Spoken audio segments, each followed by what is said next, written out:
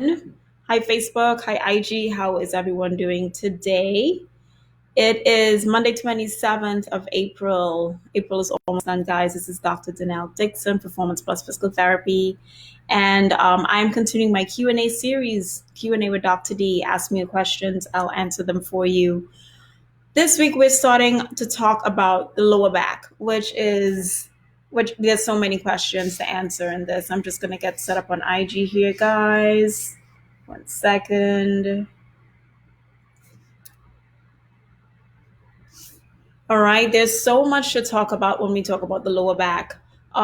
This is a very important topic in terms of lower back pain. Just about anywhere between 60 to 80% of the population is going to experience back pain at some point in their lives. It is something that almost everyone can relate to in terms of a musculoskeletal injury. So I'm excited to cover this topic because there's so much to cover, but I'll try to answer as many questions. If you hop on here and you have a question, drop it in the comments for me. If you're listening live, please type live so I know that you're here and I can tell you hello. But let's jump into it, guys. So the question today is, how do squats help with lower back pain? Which is an excellent question.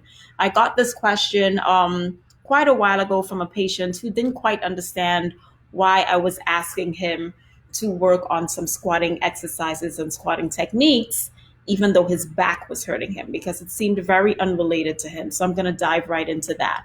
So, guys, the way that squats are going to help your lower back is an indirect way. It's not direct, but it's indirect.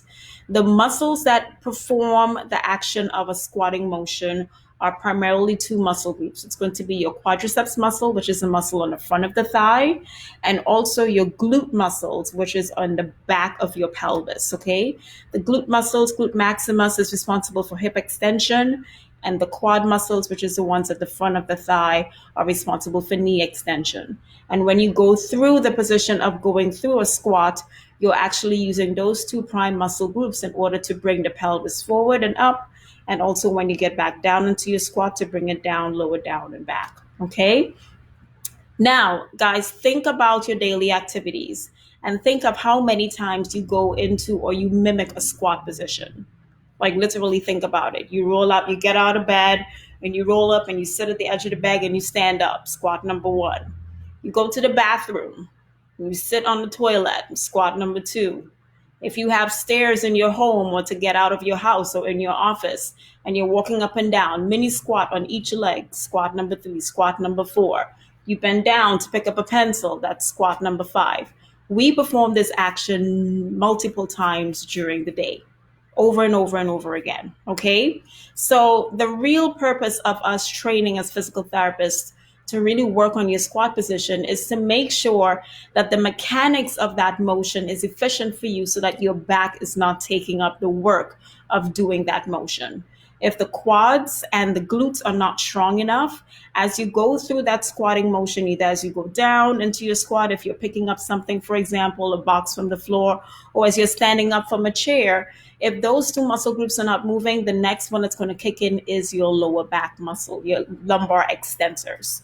And if those muscles have to do the job of getting your full body up against gravity, specifically if it's in a weighted position, if you're lifting a heavy object, if you're loading some groceries into a car or anything like that, you can see where you can start getting into trouble. Okay. So, guys, people that are coming in for lower back pain in terms from a physical therapy standpoint are usually in a lot of pain. They usually have a lot of tightness, a lot of soreness in the back. They usually have trouble moving forward, or they usually kind of get stuck because their muscles are in spasms.